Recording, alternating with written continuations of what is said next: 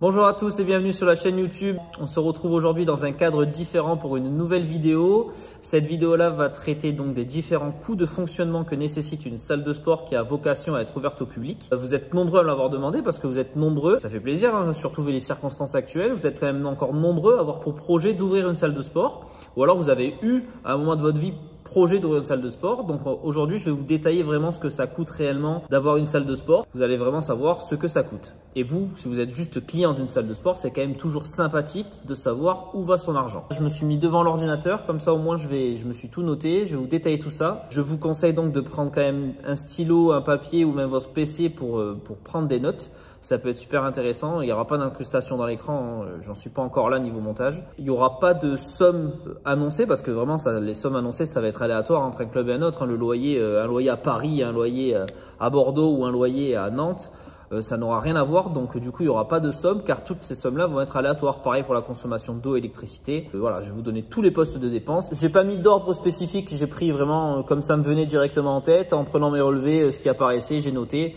Et je vais tout donner, voilà, il y a vraiment pas d'ordre. Alors, premier poste de dépense, le loyer ou le crédit de votre local.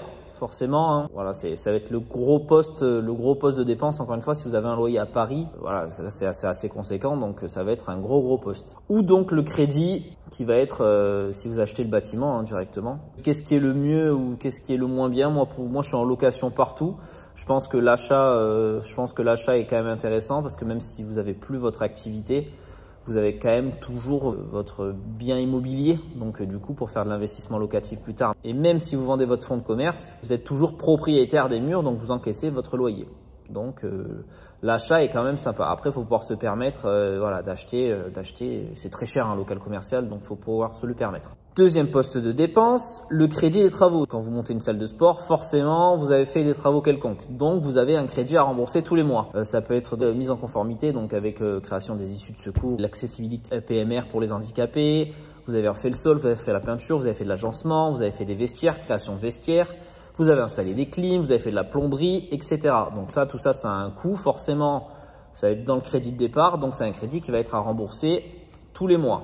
Donc ça aussi, à ne pas négliger. Autre gros poste de dépense, les machines, crédit ou leasing. Encore une fois, quand vous montez une salle de sport, forcément, il faut des machines. Selon la taille, bien sûr, donc ça va augmenter. Hein. Vous passez de 20 à 100 machines. Donc forcément, le coût aussi est différent entre chaque salle et chaque matériel présent, les marques, ce que vous prenez, ce que vous choisissez. Donc, il faut vraiment faire attention à ça. Attention également, quand vous êtes franchisé, vous êtes presque obligé, entre guillemets, d'aller vers telle ou telle marque avec qui la franchise a négocié. Et clairement, si vous, bon, déjà, sans parler du choix souvent dégueulasse des machines par les franchisés, si vous cherchez par vous-même, vous pouvez faire des réductions, des économies d'argent, pardon, sur ça, mais incroyable. Donc, vraiment, choisissez bien votre marque de machine quand vous montez un club. Ensuite, on retrouve donc l'eau, l'électricité. Ça, c'est pareil, ça va dépendre de votre surface, ça va dépendre de l'isolation, si vous avez besoin de plus ou moins chauffer ou rafraîchir. La consommation d'eau, c'est pareil. Est-ce que vous avez beaucoup de monde qui va passer dans les vestiaires prendre des douches? Est-ce que vous avez les gars qui vont prendre une douche pendant 1h30? Ça arrive aussi. Hein. Donc voilà, la consommation d'eau, électricité classique. Ensuite, vous avez bien sûr tout ce qui est Internet, téléphonie. Ensuite, vous avez votre logiciel d'accès qui est aussi payant. Hein. Vous payez déjà à l'achat, donc vous payez le matériel, donc avec la badgeuse d'entrée, la badgeuse pour faire les badges, etc. Et vous payez souvent une redevance mensuelle. Ensuite, pareil pour le système de surveillance caméra et alarme. Généralement, c'est un leasing. Vous pouvez tout acheter et tout installer. Moi, je vous conseille ça maintenant avec le recul, c'est vraiment d'acheter votre matos et de l'installer vous-même et ce sera beaucoup plus rentable. Voilà, moi je suis en leasing sur tous mes clubs pour les caméras et l'alarme. Finalement, mis bout à bout, ça coûte beaucoup plus cher. Le leasing est là s'il y a un problème, etc. Enfin, moi perso, en 5 ans, j'ai dû avoir une fois un problème ou deux, et puis un problème que j'aurais pu régler. Donc, je paye une prestation, mais voilà, avec le recul, il vaut mieux acheter son matériel. Ensuite, l'application mobile de votre club. Donc, forcément, ça a un coût, une redevance mensuelle, en plus, bien sûr, du coût de mise en place, etc. Mais là, vraiment, on parle surtout de dépenses mensuelles. Ensuite, pareil pour un site internet. Si vous avez un site internet, ça vous coûte quand même quelques euros par mois. Encore une fois, après le poste de dépense de la création du site internet. Si vous êtes en franchise, généralement, vous avez un site commun, mais vous pouvez aussi faire un site perso. Ensuite, comptable. Généralement, on fait tous appel à un cabinet comptable. Hein. J'en connais pas beaucoup qui font leur compta eux-mêmes. Donc, c'est toujours bien de faire par un cabinet comptable. Cabinet comptable qui reprend aussi une assurance des fois juridique en cas de contrôle, etc. Donc, un comptable groupe quand même un bon poste de dépense. Hein.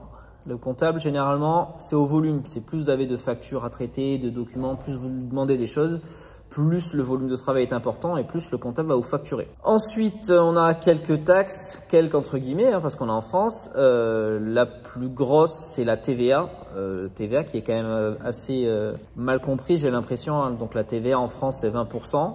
En tout cas pour les salles de sport. Exemple, vous payez votre abonnement 29,95 par mois. Ce qui rentre à la salle, c'est que 24 € une fois qu'on a enlevé la TVA à 20%. En gros, il y a 6 € déjà qui partent dans la TVA. Donc déjà, votre abonnement de 29,95 à votre salle de sport, il reste déjà plus de 24 €. Bien sûr, de l'autre côté, nous, on récupère la TVA aussi. C'est-à-dire, vous avez un loyer à 2000 € par mois TTC, vous récupérez 400 € de TVA. Et donc ça s'équilibre comme ça. Et généralement, vous payez toujours la TVA à la fin du mois. Si vous payez pas de TVA, ça veut dire que vous avez trop de dépenses et pas assez de rentrées.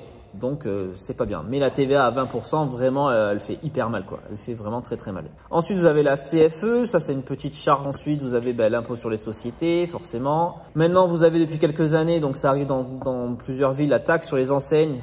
Voilà, ils savent plus quoi taxer. Donc maintenant, dès que vous mettez votre enseigne au mur, tous les ans, vous avez une taxe à payer. Sympathique. Taxe foncière, souvent répercutée sur les locataires. Donc la taxe foncière, généralement, donc c'est la taxe quand vous êtes propriétaire. Les propriétaires, sur les locaux commerciaux, généralement, c'est intégré dans le bail. C'est souvent les locataires qui doivent payer la taxe foncière du proprio, souvent donnée aux locataires à payer. Donc à négocier avec votre bailleur quand vous prenez un local. Frais bancaires, ça aussi c'est assez sous-estimé, mais mine de rien, ça se négocie avec votre banque. Mais mis bout à bout, franchement, ils se mettent bien, quoi. Vous avez des frais sur le passage des prélèvements, vous avez des frais sur les impayés, vous avez des frais de carte bleue bien sûr, les frais de gestion, les tenues de compte, etc. Vous avez plein de choses en frais bancaires. Ensuite, vous avez l'assurance du club. Ensuite, moi jusqu'à présent, j'avais sur un club, j'avais les cours vidéo. Donc cours vidéo sur une borne, là vous savez. Donc déjà la mise en place, faut acheter le matériel. Donc la borne qui coûte bonbon. Et ensuite la redevance mensuelle pour la location des vidéos de cours. Les consommables, tout ce qui est papier, encore plus en ce moment avec le Covid, papier, désinfectant. Franchement, entre le gel hydro, les désinfectants aux normes, bien sûr, et le papier, ça nous coûte une blinde, vraiment. Tout ce qui est bureautique, encre, stylo, imprimante. Imprimante, voilà, quand vous imprimez beaucoup, c'est bien. Moi, je fais appel aussi à une imprimante en leasing chez un prestataire. Et c'est pas mal, ouais, c'est facturé au papier, à l'encre, vous recevez vos cartouches directement. C'est peut-être un peu plus cher encore une fois que si vous achetez le matériel, mais c'est un confort. Vos badges d'accès que vous avez, généralement vos cartes ou vos badges, c'est payant pour nous. Donc du coup, il y a ça à acheter aussi régulièrement. Plus on fait d'abonnements et plus on fait des badges. L'agent d'entretien ou la société de ménage que vous mettez en place, ça c'est un gros poste. Forcément, dans un lieu public, sport, ça transpire, etc. La douche tous les jours. Là, le ménage, vraiment, il doit être fait tous les jours. Moi, j'ai la chance d'être bien entouré pour ça. Donc, un bon agent d'entretien ou une société de ménage. J'ai eu des déconvenus de ouf, société de ménage. C'est vraiment un boulot précaire par excellence. Ils payent leurs agents au lance-pierre. Donc, vous avez un turnover récurrent des agents d'entretien. À chaque fois qu'il faut que vous réexpliquiez ce que vous voulez, c'est mal fait. C'est une galère. Donc, moi, maintenant, je prends que des agents d'entretien indépendants. Ensuite, la pub, Facebook, affiche, flyer, radio, internet, TV, tout ce que vous voulez, tous les postes de pub, pareil, c'est au volume, donc selon le nombre de pubs que vous faites, vous allez payer plus ou moins cher. Donc la publicité à pas négliger. Qu'est-ce qu'on a aussi ensuite? La SACEM, vous payez la redevance pour la musique. Donc, et c'est pas donné. Donc. La taxe sur les TV, j'en ai déjà parlé en story sur Insta. La taxe sur les TV. Si vous avez des TV dans votre club, vous devez payer une taxe sur le nombre d'écrans. Même si c'est pas branché, j'avais raconté l'histoire. Moi, j'avais une télé sur Dax qui était juste posée au mur, qui était en prévision. Elle était même pas raccordée à l'électricité. Je m'étais fait contrôler parce que je l'avais pas déclaré. Forcément, je m'en sers pas. Et donc, le type est passé, vu cette télé. Donc, j'ai pris une amende parce que je n'avais pas déclaré cette télé qui était juste accrochée au mur et sans câble d'alimentation. Donc, il a pu vérifier. Donc, c'est vraiment, ouais, c'est du vol, clairement. Ensuite, TV musique, l'abonnement musique, même si vous payez la SACEM, vous payez aussi un abonnement pour diffuser de la musique, donc que ce soit Spotify, Deezer, etc. Donc, faut penser à ça. Et aussi à l'installation que vous avez payé en amont quand vous avez monté votre club, vous avez acheté donc de quoi diffuser de la musique. Donc ça aussi, selon la surface que vous avez, selon le matériel que vous utilisez, c'est un bon billet aussi d'entrée. Ensuite, si vous avez des salariés ou auto-entrepreneurs, si vous avez salariés, vous avez les salaires, vous avez les charges, Là, par exemple, voilà la blague, hein, la taxe d'apprentissage qui vient de tomber, on nous demande de régler la taxe d'apprentissage alors qu'on est fermé 8 mois sur 12 dans l'année, c'est une blague quoi, mais voilà, ils s'en foutent complet quoi. Quand vous avez un salarié à 1200-1300 euros par mois, ben, vous savez qu'il vous coûte en gros 2000 euros par mois quoi. Donc ça fait pas mal de charges, donc à bien réfléchir. Et si vous avez des auto-entrepreneurs, c'est à la facture. Généralement, c'est au nombre d'heures qu'il fait, au nombre de prestations, etc. Il vous fait la facture à la fin du mois et vous réglez la facture. Ensuite, si vous avez un véhicule de fonction, donc vous avez la TVS, la taxe sur les véhicules de société. Ensuite, qu'est-ce qu'on a? Si vous êtes franchisé maintenant, donc vous avez la redevance mensuelle, la redevance annuelle, sans oublier ce que vous avez payé, hein, les droits d'entrée, etc. Donc à pas négliger si vous prenez une franchise, vraiment, et puis selon la franchise, ça va chercher vraiment très très cher. Donc moi je conseille pas, hein, je vous ai déjà dit, je conseille pas du tout les franchises, donc... Mais voilà, si vous choisissez une franchise, parce que maintenant les banques font un peu les difficiles et ne prêtent que si vous ouvrez une grosse franchise. Voilà, des fois il n'y a pas le choix, mais si on peut éviter, il vaut vraiment mieux éviter. En plus d'avoir pieds et mains liés sur le choix de vos matos, etc., sur vos prix, vos prestats, etc.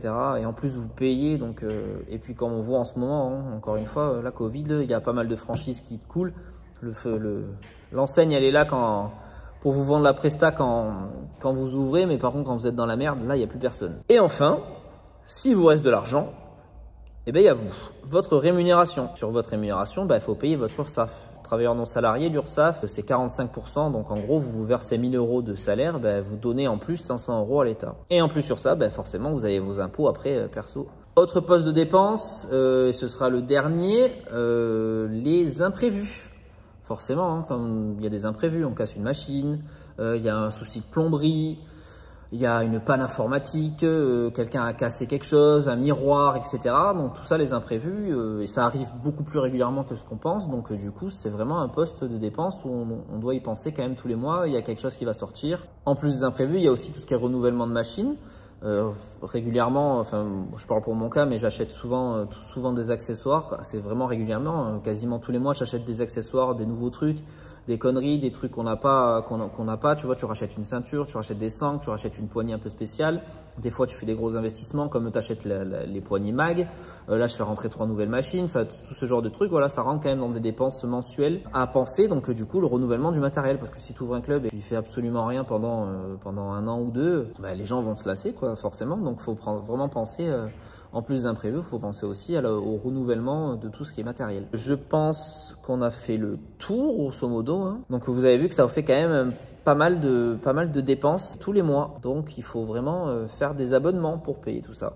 Je vous fais une petite aparté pour le concours. N'oubliez pas donc, si vous ne m'avez pas envoyé la capture d'écran pour me prouver que vous étiez bien abonné à la chaîne YouTube, vous mettez un petit commentaire avec votre identifiant Instagram dans la section commentaires de cette vidéo là. Et voilà, c'est tout pour cette vidéo. J'espère qu'elle vous aura plu et qu'elle aura surtout pu vous aiguiller dans votre peut-être prévisionnel, business plan ou dans votre projet global, voilà, de salle de sport. Si ça vous a plu, n'hésitez pas à mettre un petit pouce en l'air, à vous abonner et à partager la vidéo bien sûr. Suivez-moi aussi sur mon compte Instagram, hein, c'est là où je suis le plus actif, donc la Maison de la Masse sur Instagram, c'est là où je mets les stories tous les jours. Prochaine vidéo, ça sera très certainement comment on peut ouvrir un club de sport, les différentes démarches, les stratégies, etc. Donc je pense que ça sera ça.